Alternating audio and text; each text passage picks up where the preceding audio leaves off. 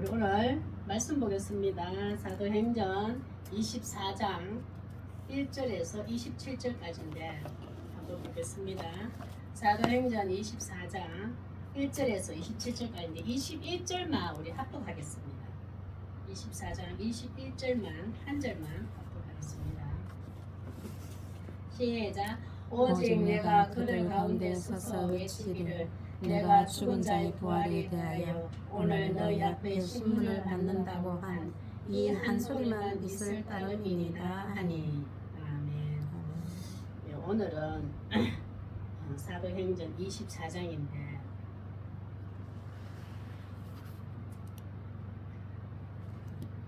제가 목요일날 역전대리라 했잖아요.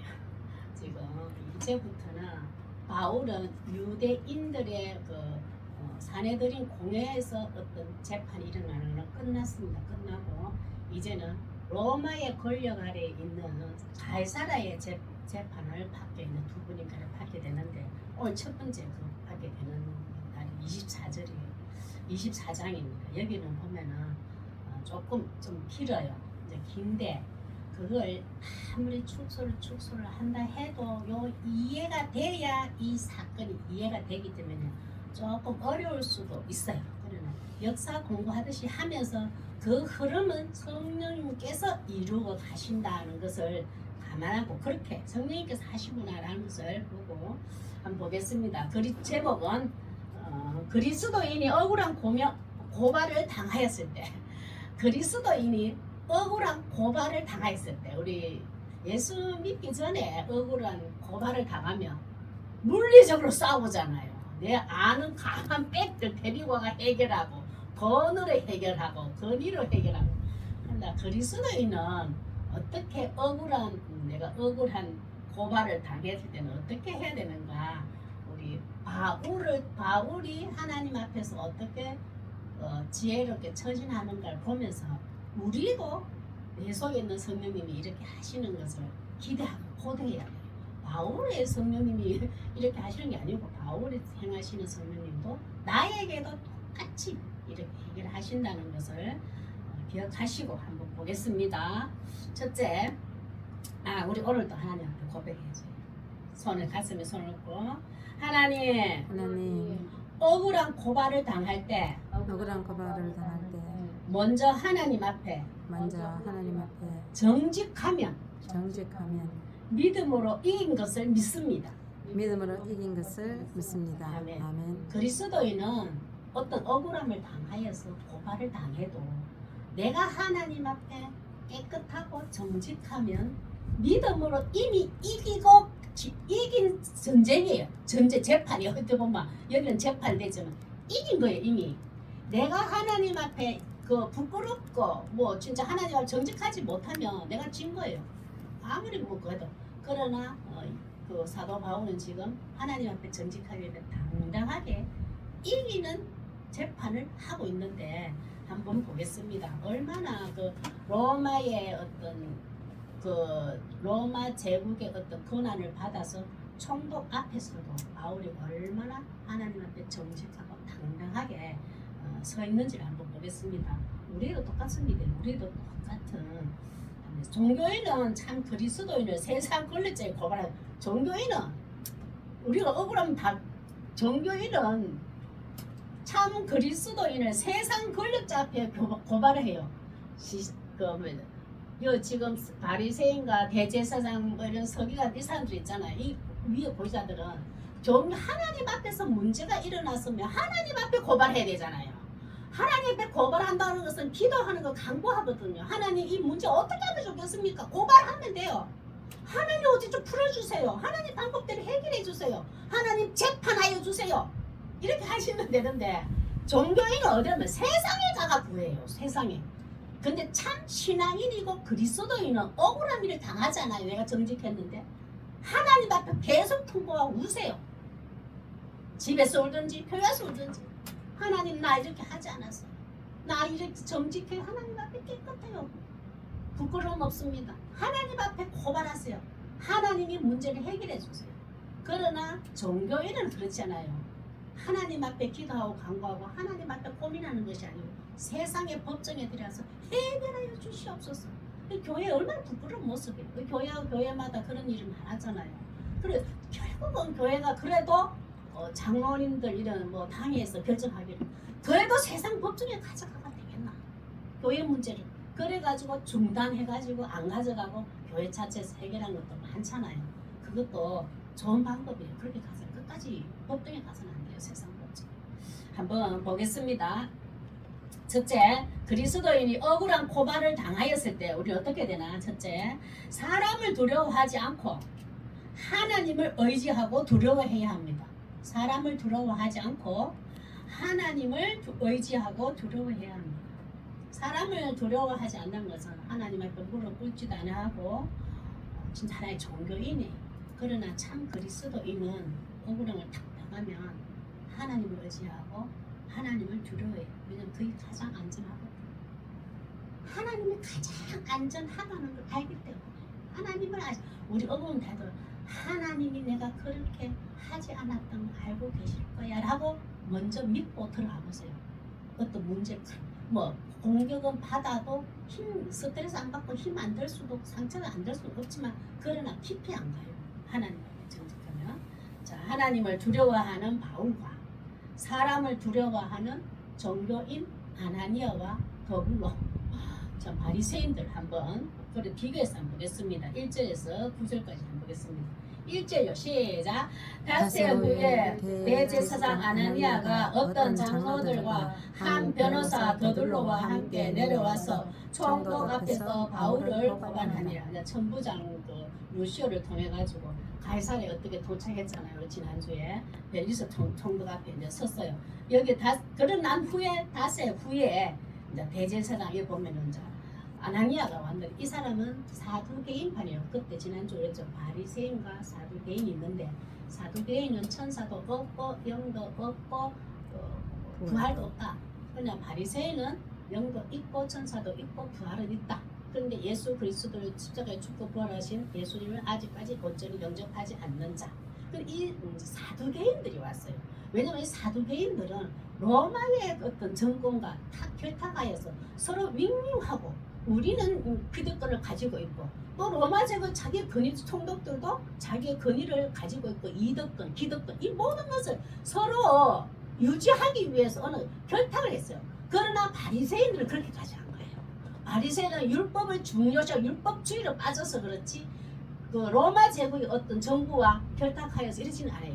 그러나 사두개인들은 로마의 정부의 권위와 어떤 결탁을 하기 때문에 그 대제사장 아나니아도 그 권위로 덕을 봐가지고 대제사장을 유지하고 있는 거예요. 보면 참 여기 보면 하나님 앞에서 참 부끄러운 사람이에요. 보면 그들이 하면서 바울을 죽이기로 작정을 하고 가이사랴에 와가지고 재판을 받기로 왔습니다. 그런데 자기네들끼리는 해가 안 돼요. 그래 한 변호사, 국제 변호사 지금 요즘 말하면 외국어도 잘하고 헬라어도 잘하고 이방인 모든 로마법을 통통히 아는 한 더둘로라는 사람을 변호사를 사서 아나니아가 가이사를 와요. 그 더둘로도 엄청 돈을 많이 받고 와요. 그때만 해도 지식과 언변이 좋으면 그 한 시간당 얼마를 받아요. 그러다 보니까 이 더둘로는 더 변호사니까 더 언변도 좋고 지식도 많고 로마법을 아니까 엄청 돈을 많이 받고 아나니아로부터 돈을 받고 와가지고 바울을 죽이고자 작정을 하고 가이사랴에 건너옵니다. 2절 보겠습니다. 시작. 바울을 부르매 더둘로와 고발하여 이르되 이제 벨리스 총독 앞에 딱 섰어요. 딱 섰는데 바울을 불러서 이제 더둘로가 바울을 고발합니다. 바울 옆에 딱 세워놔놓고 제가 읽어볼게요. 여기는 참 보면 낯간지러운 그 아첨을 하는 더둘로를 한번 보겠습니다. 참 우리도 내가 공경에 처할 때 내가 어떤 덕을 보고 내가 어떤 뭐 이익을 위하여서 우리 이래 비스무리한 말 합니다. 진짜 합니다 보면. 근데 지금 생각해 보면 얼마나 그 참 부끄러운지. 저는 솔직히 그런 면을 제 자랑이 아니고 좀 잘 못해요. 전에 있던 분도 저인데 그걸 하나는 칭찬해 줬어요.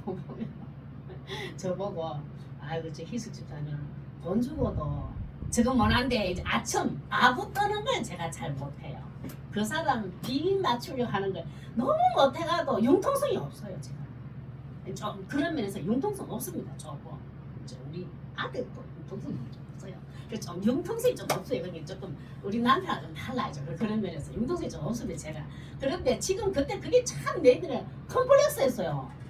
나는 왜 사람들한테 막 이렇게 나부하고 아양 떨어가지고 막 이렇게 어울렸으면 좋겠는데 그게 하나가 안 되니까 나는 너무 그게 어려운 거예요. 그런데 그게 참 속으로 조금 마음에 안 들었거든 제 성격이야. 근데 지금 생각해 보니까 돈 주고도 저 아부모 없던데 그게 그때는 되게 조금 기분 안 좋게 받았는데 지금 생각하니까 좋은 것 같아요.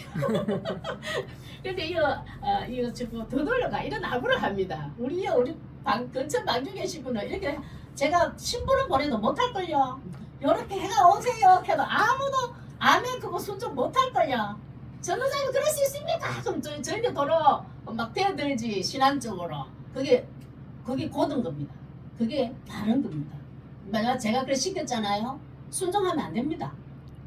순종해서도 안 되고 우리 전도사님 변절되었구나. 기도해야 됩니다. 이제 한번 보세요.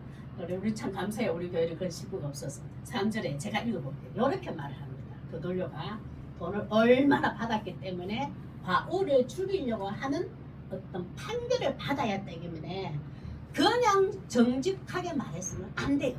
그래서 총독인데 이렇게 말합니다. 벨리스 각하여 우리가 당신의 힘입어 태평을 누리고 태평 지금 안 누립니다.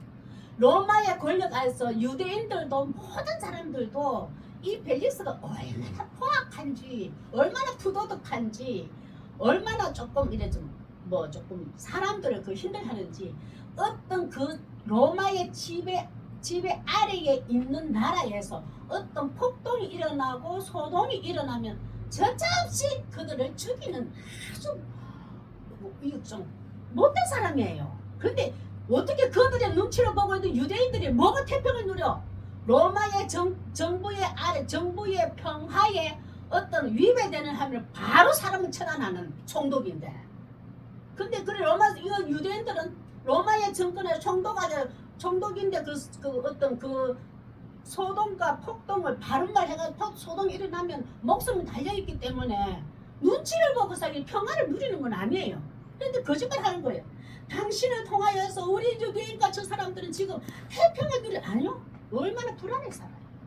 이렇게 바른 말 해서 종교적으로 그냥 삶 속에서 소동을 이루고 옳은 것을 말해가지고 소동이 일어나면 로마의 정부의 권한으로 내 목숨이 달려있어 얼마나 불안해 살고 있는데 이렇게 우리는 태평을 누리고 있습니다. 거짓말이에요.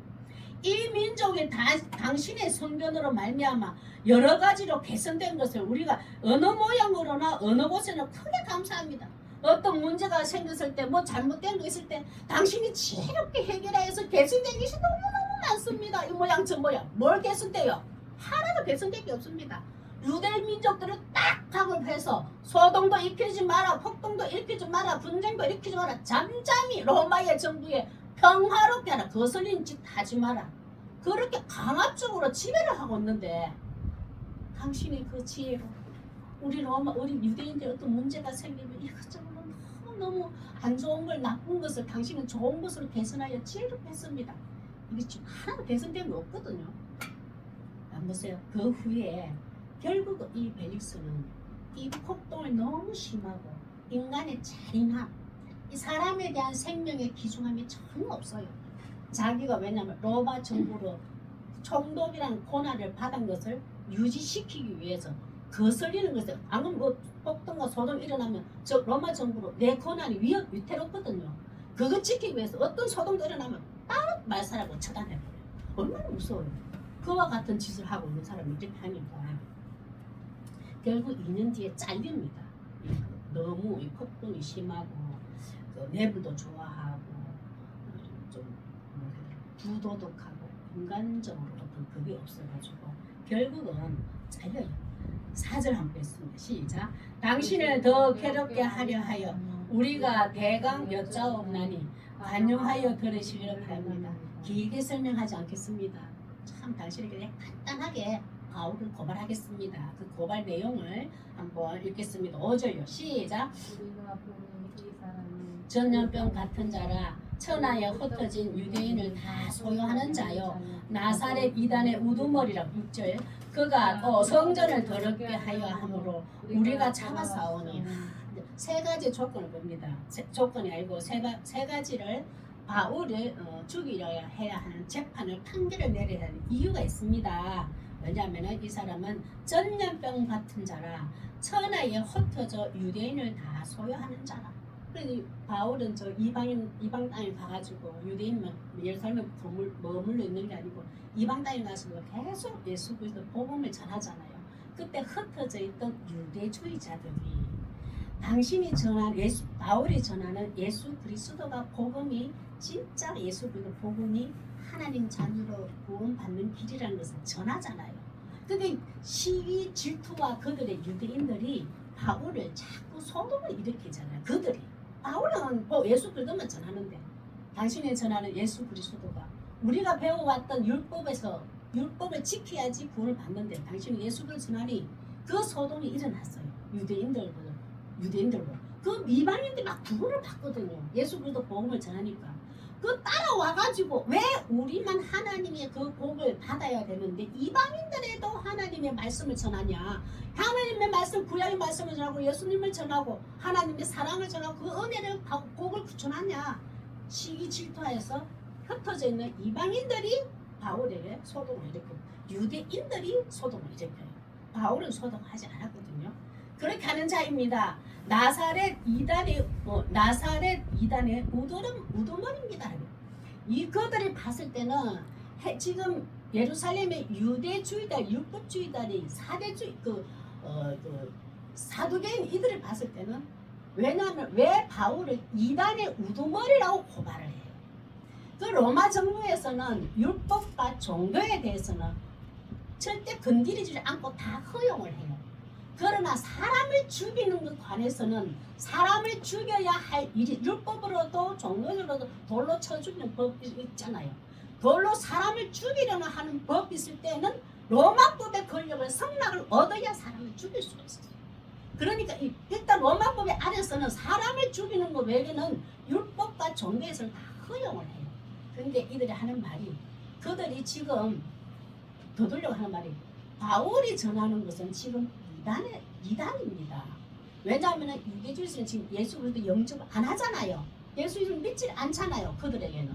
그러나 그것을 고발을 해놔요. 저거는 로마에서 인정해준 유대교하고 다릅니다. 저는 예수 그리스도가 진짜 복음이고 구원자라고 전합니다. 그래서 바울이 전하는 지금 이방 땅에도 전하고 예루살렘에도 전하는 저 예수 그리스도 전하는 저 종교는 이단입니다. 유대주의자들이 믿는 그 종교하고 다릅니다. 그걸 고발을 해요. 딱 들었을 때 로마에서는 유대교를 인정해줬거든. 성인을 해줬어요. 예루살렘에는 유대교다. 그런데 네가 그리스도교를 기독교를 전하고 있거든요. 그래서 이단입니다 라고 고발을 해요. 그들이 봤을 때는 이단이에요. 우리 예수 그리스도 봤을 때는 그들이 이단이잖아요. 그게 또 세 번째는 성전을 더럽게 하려 하여 우리가 잡았다. 성전을 하면은 그때 에베소에 갔어요. 저 이방 땅 다니고 에베소의 어떤 한 사람하고 성전에 들어가는 것을 보았습니다라고 거짓말을 하잖아요. 모함을 했잖아요. 그런데 바울은 절대 성전에 들어가지 않았어요. 그때 성전 입구에는 이방인이 이 성전에 들어가면은 죽으리라 그렇게 적어놨어요. 그걸 유대인들이 적었을 거예요. 로마 법에서 유대인들은 이방인들이 유대교에서 지어난 흩어져 있는 교회 성전 안에 들어가면 거룩을 더럽혔다고 죽으리라 하고 그들이 로마에서 법을 인정했거든요. 그래서 그 법을 바울은 지금 어겼습니다. 로마에서 성전해 줬거든요. 그거 실제로 안 했잖아요. 그 이방 뜰에 있었고 바울은 성전에 데려가지는 않았거든요. 그 세 가지 전부 다 거짓이잖아요. 이것을 가지고 고발을 합니다. 8절요. 시작. 당신이 친히 그를 신문하시면 우리가 고발하는 이 모든 일을 아실 수 있나이다. 9절요. 유대인들도 이에 참가하여 이 말이 옳다 주장하니라. 흩어져 있는 유대인들도 이 일에 다 참가하여 이 말이 옳다 주는 이 세 가지가 소유죄, 또 이단이라고 하는 이단죄, 그리고 성전을 더럽히고 하는 죄, 이 세 가지가 흩어져 유대인들도 다 옳다고 주장한 겁니다. 총독각하님께서 더 살펴보시고 그를 신문하여서 우리가 고발하는 것 모든 것 신문해보면 다 이것이 알게 될 겁니다. 고발을 하면서 신문하여 주십시오라고 합니다. 참 이런 모함과 억울함을 당할 때 우리 성도들은 어떻게 해야 되는가? 옆에 바울서가 있지만 얼마나 답답하겠어요. 바울은 끝까지 하나님을 의지하고 하나님을 두려워해요. 그러나 아나니아와 참 종교인 아나니아는 사람을 두려워하기 때문에 하나님 앞에 이 거짓된 한 더둘로 변호사를 사가지고 하나님 앞에 이렇게 거짓을 하는 거예요. 이런 모함과 억울함을 당할 때 우리는 어떻게 해야 되는가? 시편 56편 3절에서 4절 한번 보겠습니다. 절대 우리 흔들리면 안 돼요. 우리 어떤 직장 생활이나 그냥 뭐 어떤 삶 현장에서 어떤 큰 권력 이렇게 고난이나 권력 하지만 위에 사람이 아니더라도 내보다 조금 위에 나를 어떤 쉽게 말 질서라는 게 있잖아. 나 위에 나를 관리하는 분 어떤 체계적인 있잖아요. 그들에게 이 억울함을 당할 때 이렇게 하면 돼요. 시편 56편 3절에서 4절 그들이 이렇게 모함하고 거짓을 말하고 나를 고발하잖아요. 사람들이 두려워서 자기의 이득과 기득권을 유지하기 위해서 그래 하잖아요. 우리는 이렇게 합니다. 성도들 시작. 내가 두려워하는 날에는 내가 주를 의지하리다. 내가 하나님을 의지하고 그 말씀을 찬송할지라. 내가 하나님을 의지하였은즉 두려워하지 아니하리니 혈육을 가진 사람이 어찌 내게 하리야. 어찌 내가 혈육을 인간이 육체를 가진 사람이 어떻게 나를 하리라 이 말이에요. 벨리스 총독과 대제사장 말 잘하는 더둘러 지식 가진 권위와 지식을 가졌다 해도 주를 의지함으로 세상이 감당지 못하는 믿음으로 승리하시길 바랍니다. 어떠한 고난과 어떠한 지식으로 인하여서 거짓 것을 고발한다 할지라도 나를 음해한다 할지라도 모함한다 할지라도 억울하게 고발한다 할지라도 끝까지 하나님을 의지하고 하나님을 두려워하는 마음이 있어 보세요. 하나님 일하십니다. 내가 먼저 앞서 나가지 말고. 두 번째 보겠습니다. 그리스도의 억울한 고발을 당했을 때 하나님을 의지하면 되고, 두 번째는 그리스도인답게 정직함을 드러내야 합니다. 그리스도인답게 정직함을 드러내야 합니다. 우리 삶 속에서 하나님 앞에서 정직한 삶을 드러내면 정말 그것이 이기는 거예요. 여기서 보면 바울은 절대 나를 이렇게 고발했다, 억울하게 고발했다 하지만 바울은 이 기회를 오히려 나의 하나님 앞에 정직함을 드러내는 기회로 삼아요. 우리도 하나님 앞에 이러한 삶을 살아야 됩니다. 한번 보겠습니다. 10절 한번 볼게요. 10절 조금 이제 빨리 가야 돼서 많아서 시작. 총독이 바울에게 머리로 표시하여 말하라 하니 그가 대답하되 당신이 여러 해 전부터 이 민족의 재판장 된 것을 내가 알고 내 사건에 대하여 기꺼이 변명하리라. 바울이 그래. 그 총독이 바울 보고 그래. 뒤로 딱 그리면서 말해봐. 이제 기회를 주는 거예요. 말해봐. 다시 말해보십시오라고 하죠. 그때 이제 바울이 당당하게 말해. 내가 그가 대답하되 당신이 여러 해 전부터 이 민족의 재판장 된 것을 내가 알고 있습니다. 알고 있다는 게 뭐냐면은 인간적, 정치적, 법적, 또 인간의 경위 이런 거 아니에요. 당신을 경외합니다.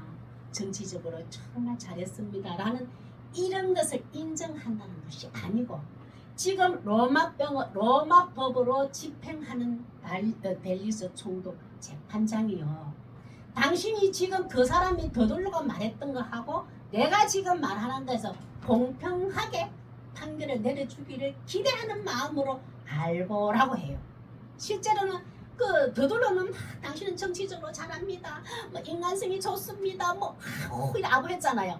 바울은 그 말을 안 한 거예요. 여기서 알고라는 거는 그런 거 달라요. 나는 당신이 정치를 잘한다고 인정한 것도 아니고 당신은 인간적으로 경외하는 것도 아닙니다. 이제 그 말 속에 그런 건 없어요. 나는 그거 하진 않아. 그러나 하나님이 이 사람을 지금 이 시대에 이때의 재판관으로서 인정을 하되 당신은 재판관으로서 더둘러와 내 변명에 대해서 공평하게 공의롭게 어떤 판결을 내리길 기대하는 마음으로 이 인사를 해요. 이는 아바웃 칼리죠. 첫 번째 딱 얘기하는 거예요. 지금 더둘러가 고발했던 내용 첫째 소용에 대한 죄를 내가 반박하겠습니다. 내가 변명을 하겠습니다. 이제 합니다. 11절 제가 읽어볼게요. 총독 각하, 총독과 벨리스 총독의 외죠. 당신이 지금 하실 수 있는 바, 당신이 지금 조사해 보십시오. 총독에게 가는 당신 총독이 당신이 지금 조사해 보시면 아실 겁니다. 아실 수 바와 같이 내가 예루살렘에 올라온 지 열 이틀밖에 안 되었습니다. 열 이틀밖에 안 되다가 이 뭐냐면은 나는 죄수로 4일 동안 감옥에 갇혀 있었고 11일 동안 12일 동안 12일 동안 머물지 않는데 내가 4일 동안은 죄수로 그들이 나를 감옥에 가다 놓가 4일을 있었습니다. 또 7일은 그들이 밖에서 나왔다 밖에서 들어왔다고 이방까지 들어왔다고 정결 예식 하나 나는 조용히 그 정결 예식을 다 행하느라고 7일 동안 조용히 있었습니다. 소동을 일으킬 시간조차 없습니다. 12일 동안 소동할 이유가 없었다. 이 시간이 없어 이 말이야. 그걸 얘기하는 거예요. 로마의 권력 아래 로마의 정부의 어떤 폭동이나 대적하는 소동 일으킬 시간이 없었습니다.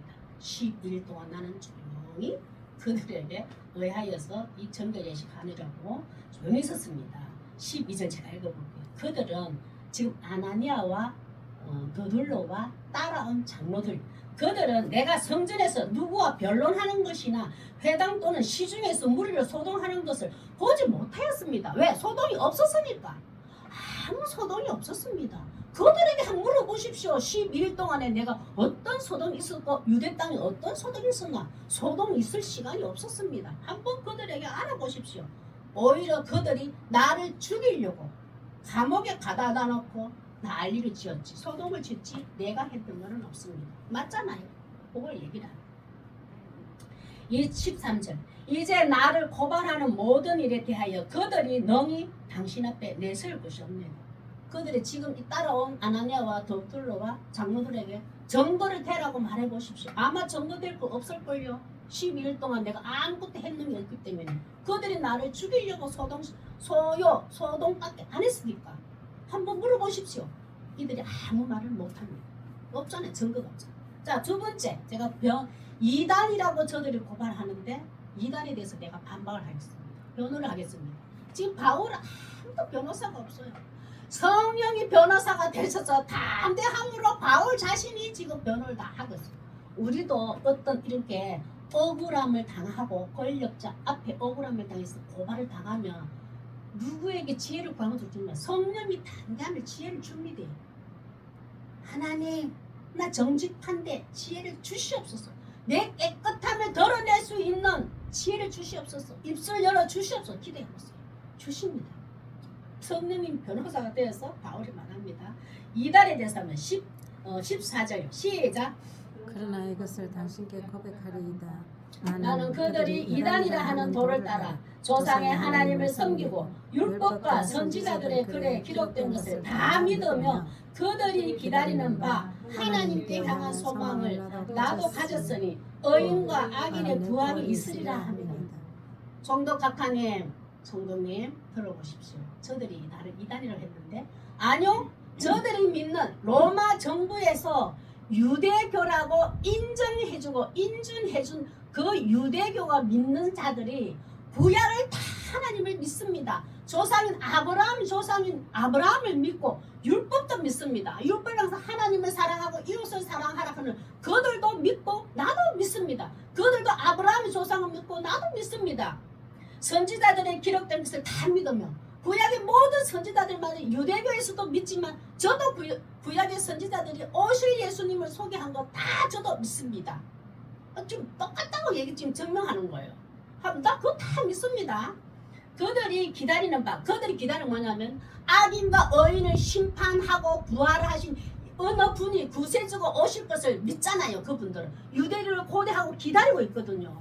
장차 한 구원자가 한 선지자 한 구원자가 의인이 와서 악인과 의인을 재판할 것이고 악인과 의인의 부활이 있으려 했는데 그것을 유대 율법자들이 기다리고 있거든요. 저도 그 똑같이 기다리고 있고 똑같이 바라고 있고 그 하나님께 소망을 같이 믿고 있습니다. 유대가 똑같습니다. 그러나 나는 뭐냐면은 이달이는 도를 따라 나는 도를 따르고 예수 그리스도를 쫓아가는 신앙을 가졌습니다. 그러나 유대교에서는 예수 그리스도를 부인하는 자들입니다.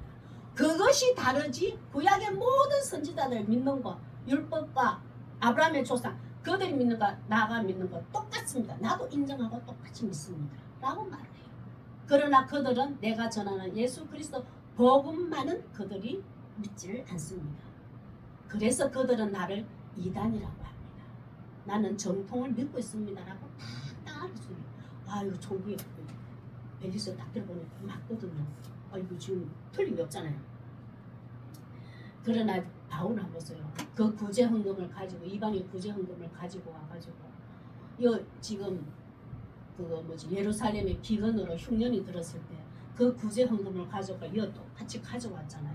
그러면 나는 당당하게 더 예수님이 명령하신 것 하나님을 사랑하고 이웃을 사랑해야 내 율법을 지키는 거라고 예수님이 명령하셨는데 나는 그것을 실행했습니다.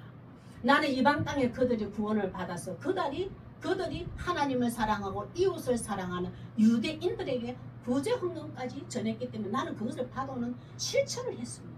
그 사랑을 했습니다. 그러나 유대인들은 우리만 하나님의 자녀라고 믿고 있고 하나님의 사랑을 받는 존재라고 믿고 이웃을 사랑하는 것은 실천하지 않았습니다. 지금 벨리스 총독님 생각해 보십시오. 누가 하나님의 율법인 하나님을 사랑하고 이웃을 사랑하는 걸 실천하고 실행하며 살아갑니까? 총독도 할 말이 없어. 바울은 이방인들도 유대인과 하나님께서 이웃을 사랑한 걸 실행하고 있잖아요. 그러나 유대인들은 우리의 하나님, 특별한 우리 선민 하나님, 우리가 복을 이방에게 주지 않으려고 하는 이웃을 사랑하지 않잖아요. 그걸 총독이 듣게 됩니다. 16절 시작. 이것으로 말미암아 나도 하나님과 사람에 대하여 항상 양심의 거리낌이 없기를 힘쓰나이다. 나는 하나님 앞에 부끄럽지가 않습니다. 나는 구약의 하나님이 말씀하신 것 기대와 소망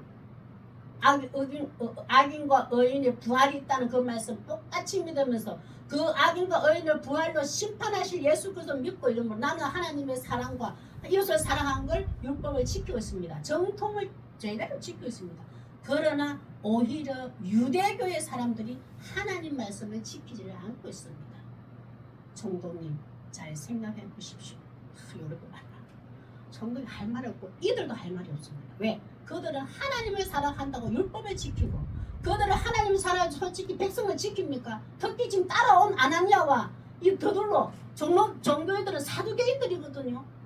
어디 하나님을 사랑해? 로마 정부가 결탁하여서 대제사장 이 권위를 오래 보존 유지하는데 그게 짝짝꿍이 되어 있는데 얼마나 이 들어봐 기가 차요.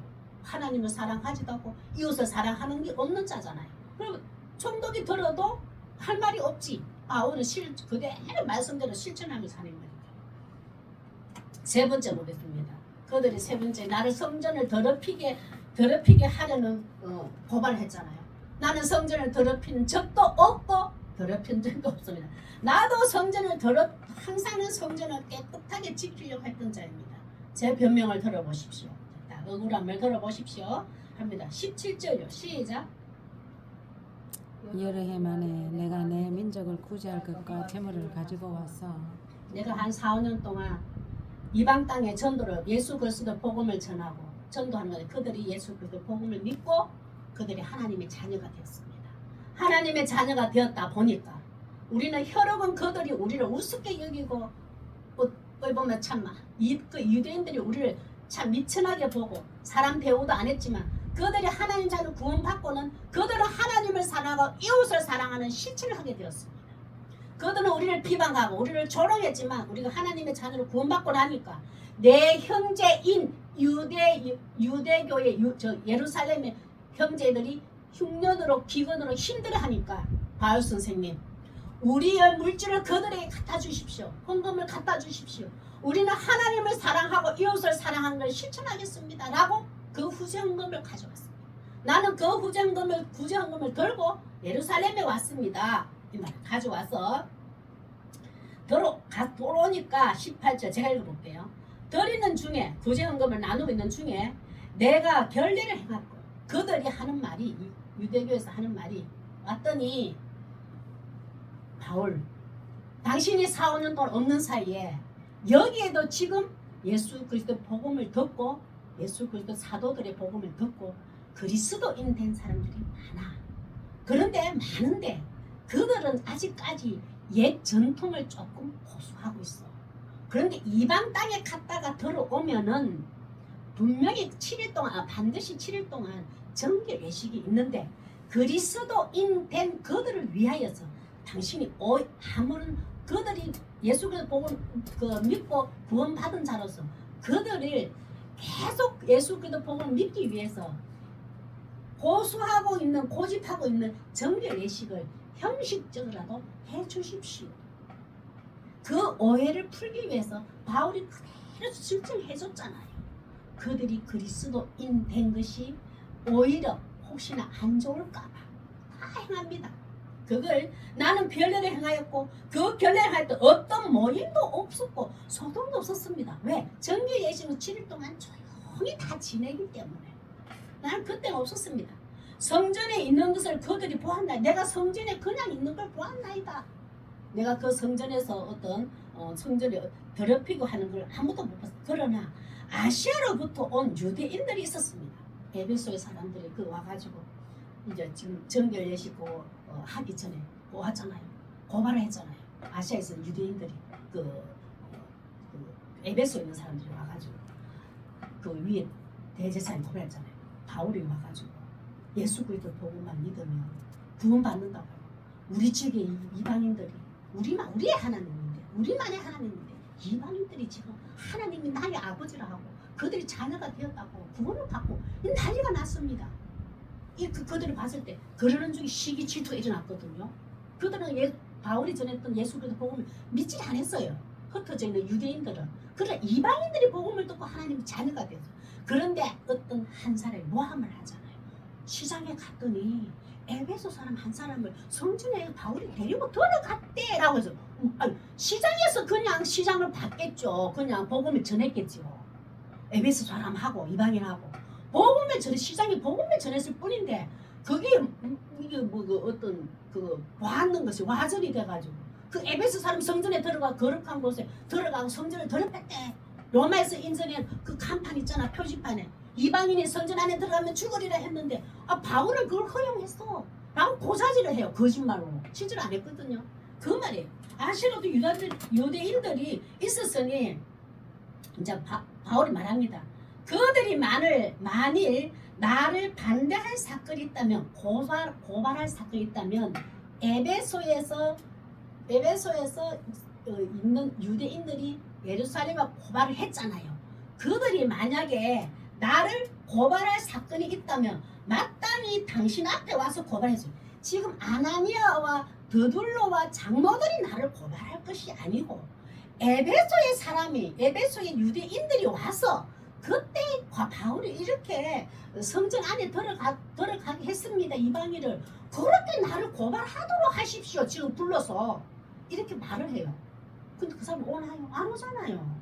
거짓말이니까 어떻게 와? 못 오지. 거짓말했다면 바로 죽는데. 이 사람 지금 내 따라온 사람 지금 여기서 고발하는 사람 더들로 말 듣지 마시고 에베소에서 왔는 유대인들이 나를 고발하려면 고발하라 해보십시오. 그들이 내가 정말 이방인을 성전에 들였는지 성전을 더럽히려고 했는 자인지 그들에게 내가 지금 각하님이 물어보십시오 라고 말해요. 근데 그들이 오나요? 20절 한번 보겠습니다. 시작. 그렇지 않으면 이 사람들이 내가 공회 앞에 섰을 때에 무슨 옳지 않는 것을 보았는가 말하소서. 내가 어떤 잘못한 것이 있는가 직접적으로 말하소서. 그런데 이 에베소의 유대인들이 오지를 않습니다. 왜냐하면 스스로 거짓말이라는 건 저들이 그거 알잖아요. 여기 총독 앞에 와가지고 거짓 고발을 하면은, 부당한 고발을 하게 되면은 그들은 고스란히 자기들이 그 고발 내용들을 처형을 당해요. 내가 부당하게 고발했다는 것이 들통이 나면 총독을 통하여서 너 이 고발했는 건 진짜냐? 맞아. 계속 들어가봐요. 아니요. 나도 들었어. 이거 못 봤잖아. 그럼 고발이 부당하잖아요. 그러면 부당한 고소인이 고스란히 처형을 당해요. 그래서 이들은 스스로 오지를 않습니다. 가봤자 자기들 거짓이란 걸 들통이 날까 봐. 그때 안 오면 부당한 고소인이 와가지고 고발을 지금 총독 앞에서 고발하지 않으면은 안 와. 때가 돼도 기간을 두고 당당히 말하게 하십시오. 바울 말했거든요. 불러서 말하게 했거든요. 근데 이들 기간이 되어도 안 오잖아요. 안 오게 되면은 부당한 고소인은 안 오게 되면은 이 로마법에서는 뭐라 인정하면 아하 이들은 부당한 고소인이구나라고 인정을 해버리고 스스로 오지 않는데 이 넘어가거든요. 그들을 왜냐하면 바울 고발 당한 자를 깨끗하다고 인정해버려요. 오히려 바울을 인정해버려요. 그들이 안 오면 지금 안 왔기 때문에 총독도 할 말이 없었어요. 그래 고소했는 것이 어찌 보면 철회되는 거지. 철회 없어지고 바울이 이제 말은 없지만 알았으니까 바울 당신만이 옳소이다. 정직합니다. 당신은 성전을 더릴 필요 한 것도 없대요. 그 12일 동안 어떤 로마 정부에 대항하는 폭동이 일어나고 평화를 어떻게 좌우지하는데 그게 걸림돌이 되는 소동도 없었네요. 아 당신 얘기 들어보니까 당신은 하나님의 율법대로 하나님을 사랑하고 이웃을 사랑하고 오히려 정통을 가지고 있네요. 총독이 봐도 완벽하잖아요. 이렇게 말해요.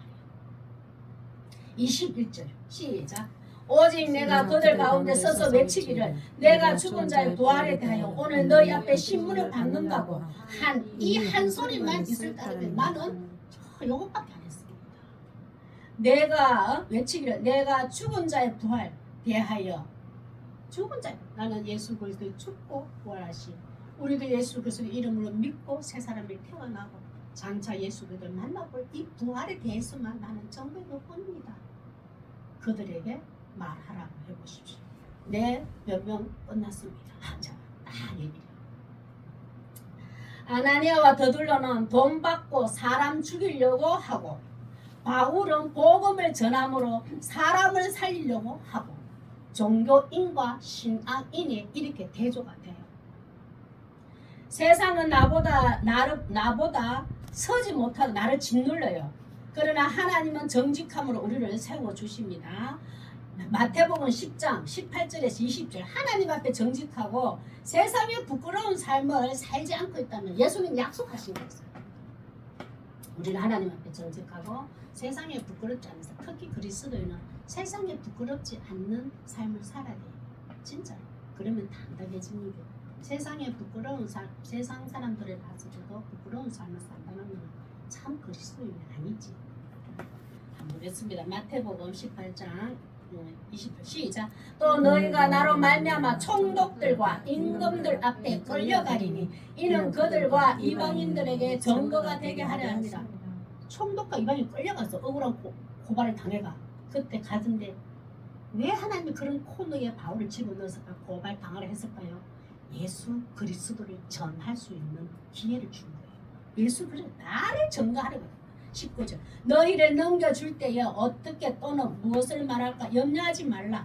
그때에 너희에게 할 말을 주시리니 20절요.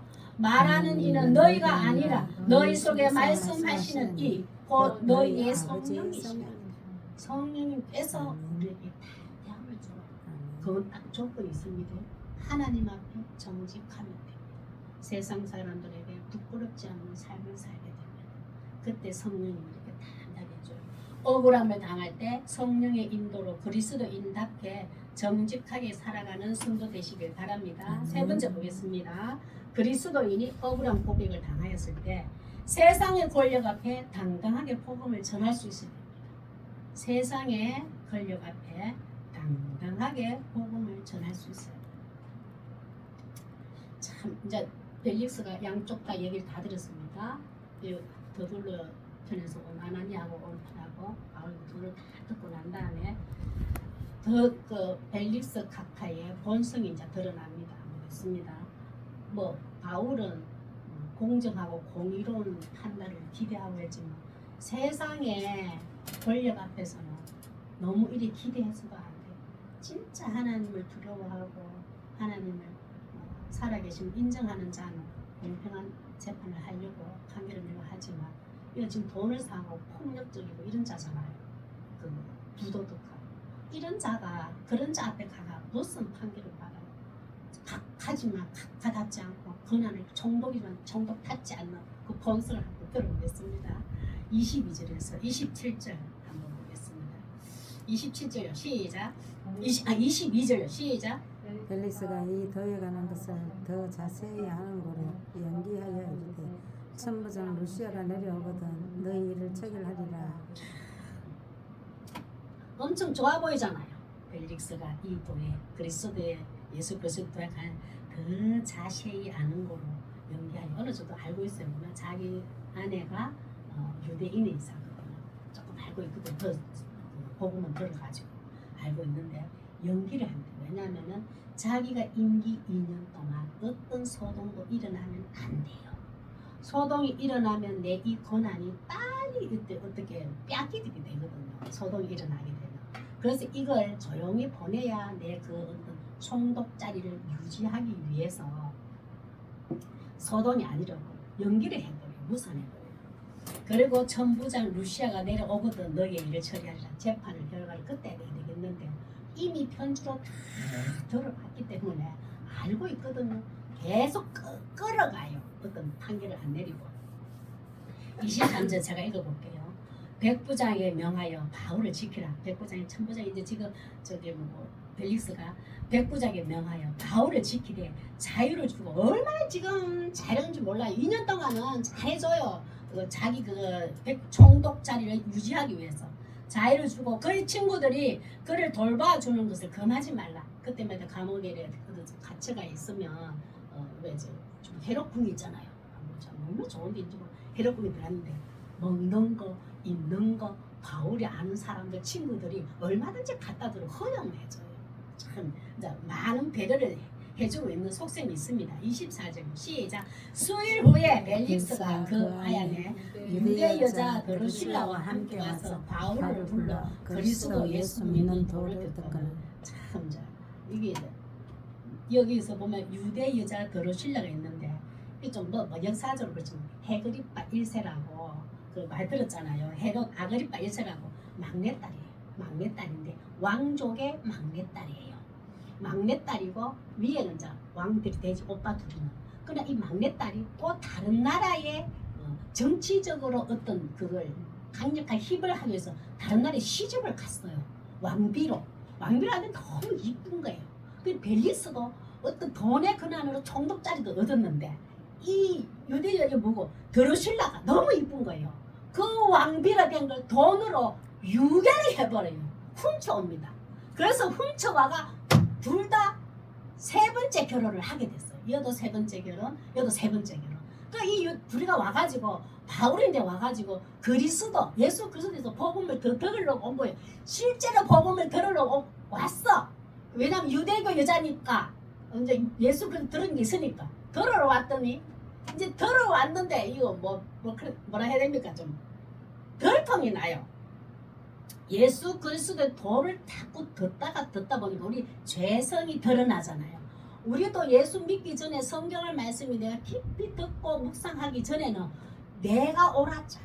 내가 어떤 삶의 가치관의 정의를 내리고 나 정도는 살아야지 다 가지고 있었잖아요. 근데 계속 말씀을 듣고 말씀을 보고 예배를 듣다 보니까 내 죄성이 하나씩 툭툭 들키잖아요. 하나님 앞에 부끄럽게 하나님 제 선뿌리가 있고 제 죄성이 그렇게 있네요. 하나님 그거 없애주세요. 잘못했습니다. 다음에는 그런 생각, 그런 행동 안 하지 않겠어요. 기도하고 우리가 자꾸 세 사람을 거듭나잖아요. 이런 기회가 이 두 사람인데 왔어. 이제 복음을 듣게 했는데 참 바울도 담대하지요. 내가 지금 권력자 앞에 그들이 이렇게 배려해 주니까 너무너무 감사합니다. 황송해야 되는데 끝까지 복음을 전합니다. 이 상황에서 펠릭스 앞에서 25절요. 시작. 바울이 어유와 절제와 장차 오는 심판을 강론하니 벨리스가 두려워하여 대답하되 지금은 가라. 내가 틈이 있으면 너를 부르리라. 아이고 계속 예수를 복음을 들어서 둘이 궁금해가 왔어요. 처음에 듣다가 보니까 자주 왔는 것 같아요. 이래 조금 자주 왔는데 바울이 딱 전합니다. 의와 예수 그리스도와 절제와 지금 이 절제라는 게 참 요 단어를 왜 꼬집었는지 하면은 지금 벨리스도 그렇고 유대인 여자도 그렇고 어떻게 보면 돈으로 만났잖아요. 비도덕적에 윤리적으로도 하나님 앞에 의보면 절제하지 못한 삶이잖아요. 하나님이 맺어준 한 사람과 웬만하면 오래 살아야 되잖아요. 이거는 돈으로 사람을 주기도 하고 또 마음에 안 들면 또 이혼하고 또 들어오고 막 이렇게 하나님 앞에 절제 얘기를 해서 절제. 둘이가 가슴이 푹 찔린 거예요. 혼자 찔렸죠. 장차 오는 심판을 강론. 하나님 앞에 예수 그리스도 앞에 인간이 인간답게 하나님의 자녀답게 절제하지도 못하면 하나님 분명히 심판이 있다는 그 강의를 들어요. 설교를 듣습니다. 이 두 사람의 가슴이 확 찔리는 거예요. 지금 벨리스는 더 폭력적이고 인간의 생명의 기준함 전혀 없이 어떤 내 고난과 기득권과 이득을 위해서 소동이 일어나면은 폭력이 일어나고 밀란이 일 생기면 처단하는 거. 내 인데 도전하고 뭐 하면 처단하는 이런 악독한 죄를 범하고 있는데 하나님의 심판에 대한 설교를 딱 듣고 나니까 이 두 사람이 지금 엄청 무서워졌어요. 그래서 벨릭스가 두려워해요. 두 부부가 두려워해요. 돈도 돈으로 유괴해왔잖아요. 그것도 얼마나 무서워. 대답하되 지금은 가라. 내가 틈만 있으면 너를 부려. 그 하나님이 복음을 전했는데 가라. 가라면 복음을 듣게 되었는데 마음 문을 확 닫아버리는 벨릭스 두 부부예요. 복음이 들어갔을 때 내 모습을 그렸네요. 그럼 어떻게 하면 좋겠습니까? 예수님 이름으로 어떻게 용서를 받으면 됩니까? 나도 하나님의 자녀로 살고 싶습니다. 내가 그 잘못한 건 맞네요. 되게 기회를 들었는데 이들은 바울을 내보냅니다. 다시는 안 와요. 안 만나기로. 근데 안 만나기로 해요. 그 정도로 복음에 닫아. 그런데 한번 보세요. 그러고 난 다음에 얼마나 이 속셈이 간지. 복음은 스톱 문 닫았어. 이제는 자기 본색이 드러나는데 돈을 좋아하잖아요. 폭력적이고 한번 냈습니다. 26절 시작. 동시에 또 바울에게서 돈을 받을까 안 하는 거로 더 자주 불러 같이 이야기하더라. 아까는 복음에 대해서는 문을 닫아가 스톱. 복음은 난 당신 듣기 싫어. 스톱돼버려. 그러나 이제 바울이 지금 이방 땅에서 구제 헌금을 예루살렘에 갖다 나르는 걸 들었잖아요. 변명하면서 저 사람 손에는 지금 돈이 있구나. 유대인들 흩어져 있는 이방인들 위해서 돈이 예루살렘까지 왔다 갔다 하는 정도면 돈이 있는 줄 알고 돈을 받을까 하여 자주 왔다 갔다 해요. 돈 사랑하고 여자 사랑하고 참 그렇죠. 27절 시작. 이때가 지난 후 포르기오 베스도가 벨리스의 손을 이어받으니 벨리스가 유대인의 마음을 얻고자 하여 바울을 구려하여 두니라. 왜냐하면은 지금 끝까지 벨릭스는 자기의 어떤 권한, 그 총독자를 유지하기 위해서 그때 왜 지금 빨리 재판도 안 하고 어떻게 처단도 안 하고 왜 가면놨냐면은 그때만 해도 지금 가이사라 지역에는 유대인들이 한 도시를 만들어서 황제에게 로마 황제에 바쳤잖아요. 가이사라라는 도시 이름을 걔가 가이사라 황제 이름을 붙여서 이거는 로마의 것입니다 라고 자기 헤롯 왕도 자기 왕관도 짓고 했잖아요. 그렇기 때문에 유대인들의 경제적인 주도권을 주로 가지고 있어요. 이 유대인들을 거슬려서는 안 돼. 총독이. 그래서 그들의 총독이 이 경제권을 주도권 가지고 있는 유대인을 잘 보기 위해서 바울을 그대로 놔둬요. 아무 재판도 안 하고 자기 2년 동안 그 어떤 해당 왜냐면 그때는 저또 이방인들도 흩어져 있는 이방인들 그 흩어져 있는 유대인들도 이 가이사 지방에 많아요. 그들에게 잘 보여야 되고 저 유대 땅에도 잘 보여야 되기 때문에 그들이 바울을 그대로 놔둬요. 참 이런 거 보면 참 그 벨릭스라는 총독도 아니 그 인간의 본성 참 보면 그 총독 자리가 참 그렇죠. 보면 총독답지 못하잖아요.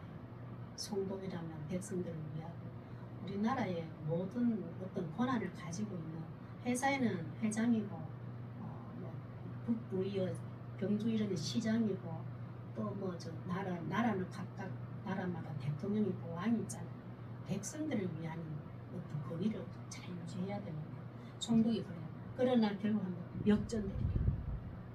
그냥 평범한 바울이 이 모든 것을 제압하고 이기잖아요. 그리스도는 삶의 현장에서 이 사명을 누구나 맡은 자들임을 기억해야 됩니다.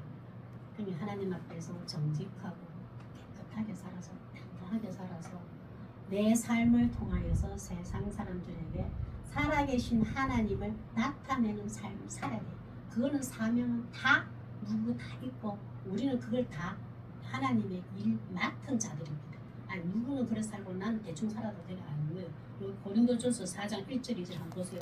누구나 우리는 예수 그리스도의 살아계심을 드러내는 사명을 맡은 자들입니다. 시작. 사람이 마땅히 우리를 그리스도의 일꾼이요 하나님의 비밀을 맡은 자로 여길지어다. 그리고 맡은 자들에게 구할 것은 충성이니라. 충성이라 그러면 명목적으로 이게 아니고 하나님의 자녀답게 그리스도인답게 세상에 빛과 소금으로 살아가는 거 이게 충성이라고 해요. 그걸 다 우리는 맡은 자들은 이렇게 살아야 돼요.